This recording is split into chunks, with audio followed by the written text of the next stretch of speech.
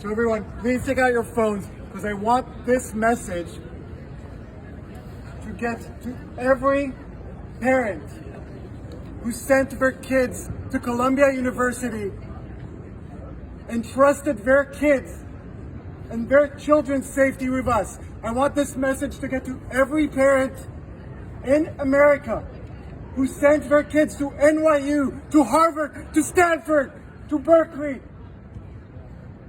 And I want you to know one thing: we cannot protect your child. And I'm not saying this as a professor. I should introduce myself. My name is Shai Davidai. I am a professor at Columbia Business School. I am Israeli. But before all of that, I am a dad. I have two beautiful children. And I'm talking to you, I'm speaking to you as a dad. And I want you to know, we cannot protect your children from pro-terror student organizations because the president of Columbia University will not speak out against pro-terror student organizations, because the president of Harvard University, because the president of Stanford, because the president of Berkeley, they will not speak out against pro-terror student organizations. Last Saturday, 14 U.S. citizens were kidnapped into Gaza with 200 other Israeli, French, German, and other nationalities. 14 citizens of the U.S. are right now kidnapped in Gaza.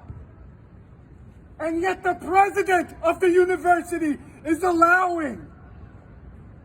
giving her support to pro-terror student organizations. I have an amazing 7-year-old son. Every night before I tuck him to sleep, we read a chapter of Harry Potter. And yet, to the students, to the pro-terror student organizations at Columbia, my 7-year-old son is a legitimate target of resistance just because he's Israeli. I have a 2-year-old daughter, a feisty 2-year-old daughter. She has two songs that are her favorite: Baby Shark and Shake It Off by Taylor Swift.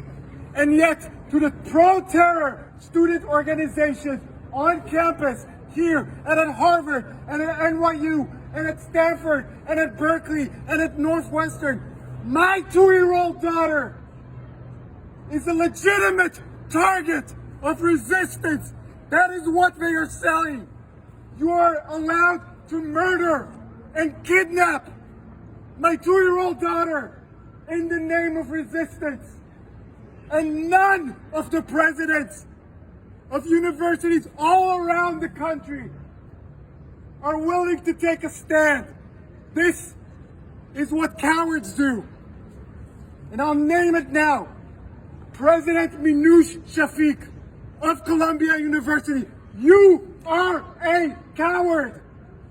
Because if President Biden can come up and say, no, this is unacceptable, this is inhumane, and if Eric Adams, the mayor of New York City, is able to say, this is not okay, then where are you, President Shafik of Columbia University? We are waiting for you to eradicate all pro-terror student organizations from campus. Last week, we had thousands of students chanting pro-terror songs that are sung right now in Iraq, in Libya, in Yemen, in Afghanistan. They were singing this not in Gaza, not in Afghanistan, here in New York City. And this is the school that you want to send your children to? They were celebrating the rape of teenage girls in a music festival in the name of resistance. They were celebrating this. And the president of the university is allowing these pro-terror student organizations to march on our campuses. They brought a building here of the Center for Jewish Life had to go on lockdown. Not in Gaza, not in Tel Aviv, here in New York City. Because of this this cowardice of the presidents of NYU, of Columbia, of Harvard. And I'm telling every parent in the United States, it does not matter if you're Jewish or Christian or Muslim or Hindu or Buddhist or an atheist like myself. Rape is never okay. Right. Not as an act of resistance, not as an act of revenge. Rape is never okay. And if my amazing 2-year-old daughter was now 18 years old, I would never send her to Columbia. Not because it's not a great institution, it's an amazing institution, but because I know that she will not be protected there. Because the president of the university allows pro-terrorists to march on campus. We would never allow the KKK to march on our campus. We would never allow a pro-ISIS demonstration on our campus. Can you imagine in the city that had to endure 9/11, the worst attack on American soil?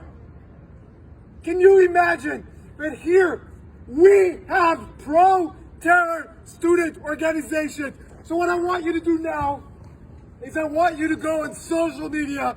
I want you to put this video online. I want this to get to every parent, every concerned mom, every concerned dad in around the United States. And I want you all tomorrow morning to call your kids' college, your kids' university, and ask them one simple question. Will you protect my child from pro-terror student organizations? And if your kid is not yet in college, but you are a concerned parent or a concerned grandparent, I want you to call your senator, your representative in Congress, your governor, your mayor, and I want you to ask them, are the colleges in my city, in my state, who are funded by taxpayers' money, are they harboring pro-terror student organizations? Because kidnapping 9-month-old babies is never okay. Rape is never okay. Murdering 89-year-old grandmothers who have Alzheimer's and do not know what is going on, shooting them in the head, executing them, is never okay. I'm sorry I'm getting emotional. I'm only emotional because I am a parent.